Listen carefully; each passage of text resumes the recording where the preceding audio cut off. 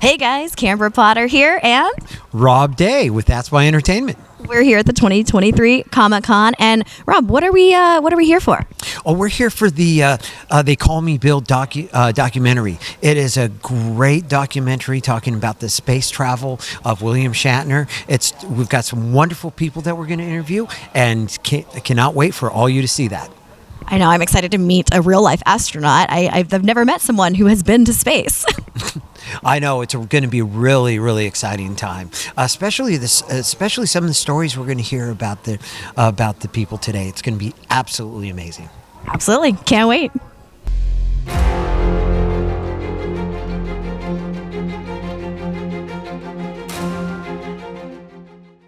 Please introduce yourself. I'm Alexandre Philippe. I'm the director of You Can Call Me Bill. Oh, great! So tell me what brought you to this project. Well, we had been working with Legion M prior. They actually picked up one of my films, Memory: The Origins of Alien, at Sundance back in 2019, and we were talking about William Shatner, and he had actually just become the spokesperson for Legion M, and I thought, well, maybe we should do a doc. Okay. And they arranged a lunch, and here we are. Awesome.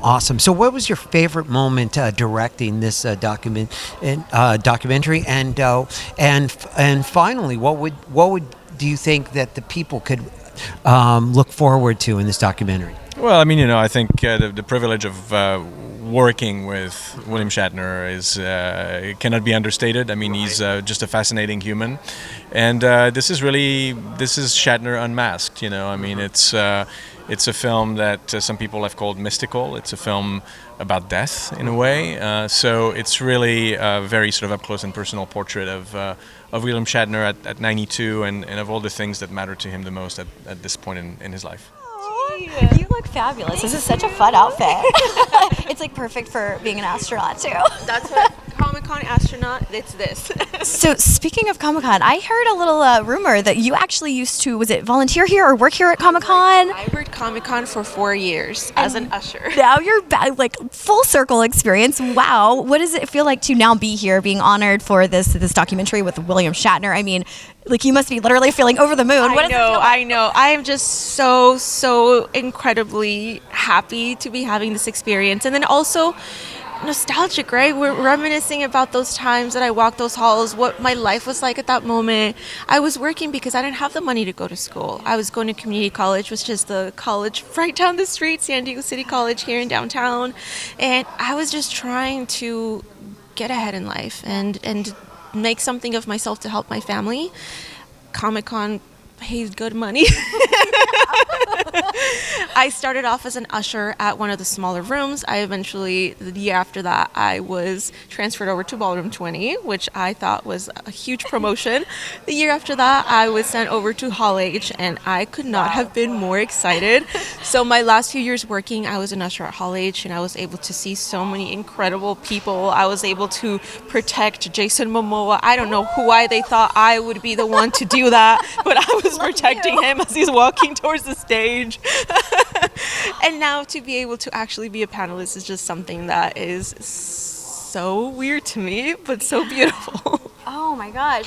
What's next for you? You've literally been to space, which is so incredible. Not very many people can say that, especially first Mexican woman. It's such an incredible story. What are your future dreams, and what do you want to, I know that Space for Humanity's mission is to use that experience and that new perspective. What are you hoping to do in the future because of this experience?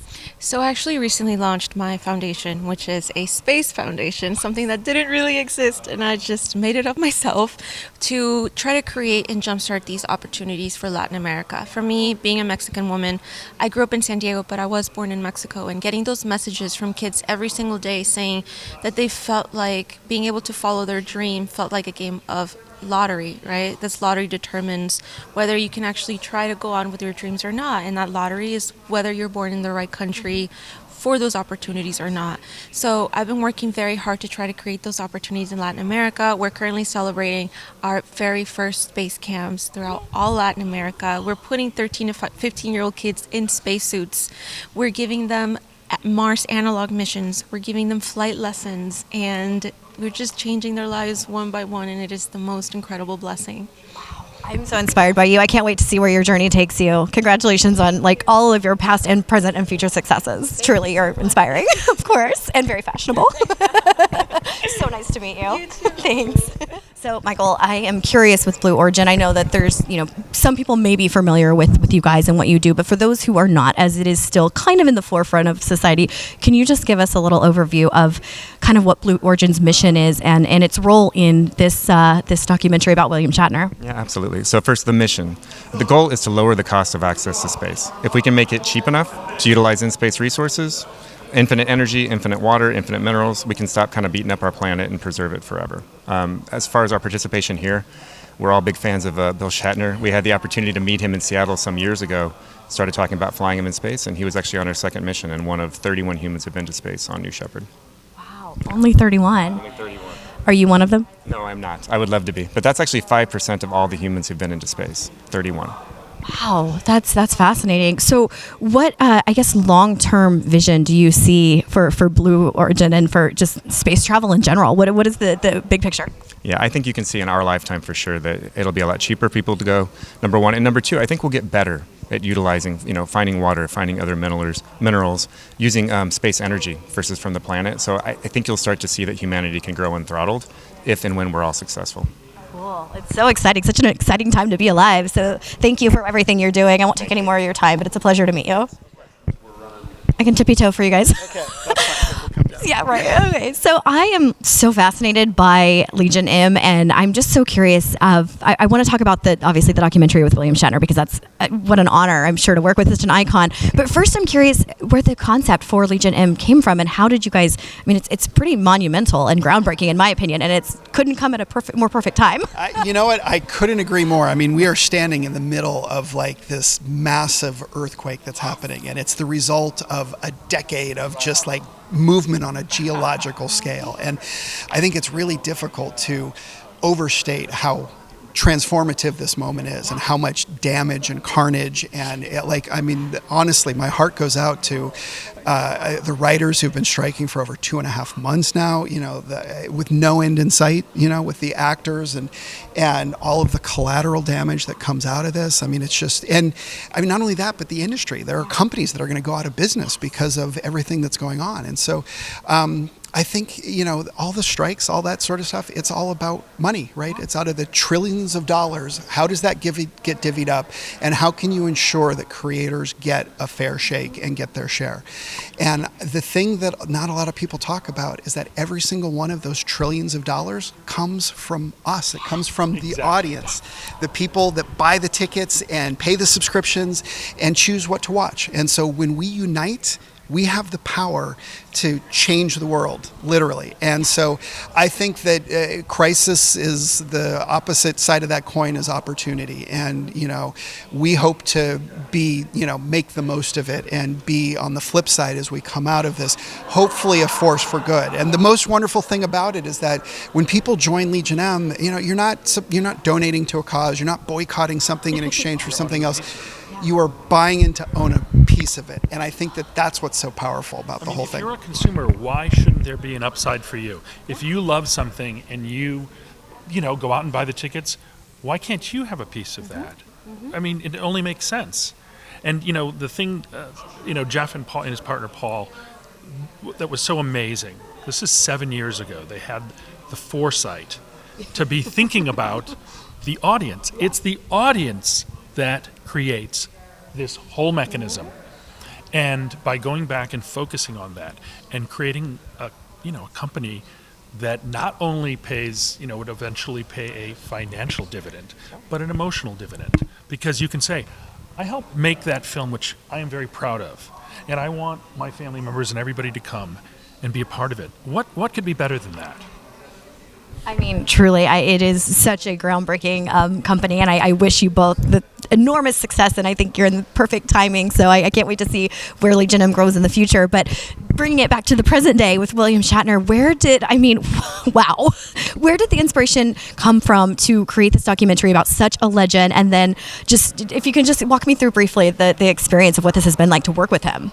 Yeah, so William Shatner joined our advisory board about a year and a half ago, and we asked him, like, has anybody ever done a documentary about you? And he said, no. He's like, people ask me all the time, but I haven't found anybody that I feel comfortable with. And so ultimately, what convinced him was the fact that we're owned by fans. He loves the idea that he understands more than a lot of actors the power of fandom, because his entire career has been fueled by that. And so he wanted to do it with us. He met Alexandre, Philippe, the director, and felt comfortable with him. And when we gave him the opportunity, we said, Bill, we can go out and fund this traditionally with big financiers, or we can go out to the fans and $100 at a time and fund it that way. And if we go out to the fans, we need to make sure that they get paid before you get anything, before we get anything, and again, that's not the way that things typically work.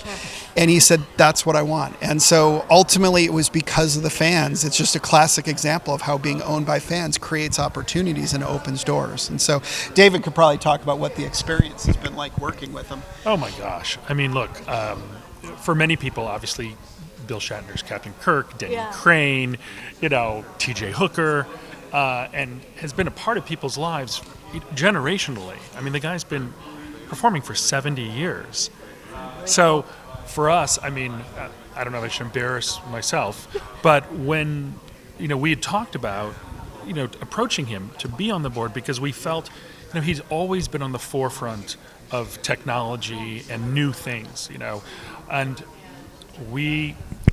his partner and Paul Scanlon and I met him at Silicon Valley in the green room, and I will admit it, I was dressed as Indiana Jones at the time. So, it was like, is this guy going to, like Shatner was by himself, looks up, he's like, oh my gosh. But we were able to kind of explain the idea behind Legion M, and as Jeff said, it resonated with him, this idea, because we wanted him, because he has seen fandom literally come from the very beginning, grow, and he's seen the ups and the downs of that, and he understood it completely. So he got us so quickly. And, that's really, we just are sort of stand in awe of the guy. He's one of the most curious human beings you will ever meet. He has no time, except to move forward. And to me, he's an inspiration. And I think you'll find in You Can Call Me Bill the wisdom of someone who has sort of seen the world change. And this is literally a guy who played Captain Kirk, got to see people walk on the moon. And he impacted that because people were inspired by all of the characters on that show to become engineers and scientists. So it's just a big gift. Yeah. It's a gift to work with him. Well, and it's worth noting, and this is what we're going to be talking about in our Hall H panel today, is that the same way that we funded this in a non-traditional manner with fans, we're also looking to release it in a non-traditional manner with fans. Because, like, traditionally, a movie has a big splashy premiere in New York or LA, and we want to take that experience and bring it to the fans in America. So we're planning a rolling red carpet tour where we're going to choose 8 cities across America where we bring the red carpet. And so if you can go to legionm.com, and there's a place where you can nominate your city, and get all your friends to nominate your city. And we're looking for the sponsors that are going to be able to be a part of William Shatner's legacy and make this whole thing happen. So we're super excited about it. It's going to be a fun ride. I am excited for you guys. These are truly visionaries, and I hope that Legion M is the future of Hollywood, because that's what we need. Thank you for what. Thank you. Upward. Yes, thank you so much. It's a pleasure to meet you. I wish you much success. Hi, Kambra. So nice to meet you. So I will keep this brief, but I am so curious with Space for Humanity. I mean, what a cool concept. What is the overall vision is to change perspective, right? Can you just elaborate a little bit on that and what that means to you personally? Yeah, so with Space for Humanity, we sponsor people from all over the world to go to space so they can see and experience our planet from the outside and then come back down and use that experience to seed greater change in their communities. And for me, I believe that expanding our perspective collectively is actually the most important thing that we can do right now as a civilization. All of the challenges that we now face are planetary in nature. And so in order to address them effectively, we need to look at them from that perspective. And not only that, but it also seeing the Earth from this grander perspective of our interconnectedness and the fragility and like the true miracle that it is to exist has, like, for me, love come alive. Like love for our planet and love for people. And in turn, that also creates a more respectful relationship for our planet and everything on it. Wow, that's beautiful. So in regards to William Shatner's documentary, You Can Call Me Bill, what was Space for Humanity's role in the documentary for anyone who hasn't seen it yet? Yeah, so we are the nonprofit beneficiary of the film. And so for us, I actually spoke at an event last August. Before I even knew about the film, I had watched it live when William Shatner went to space and came back down and was in tears, and I was amazed.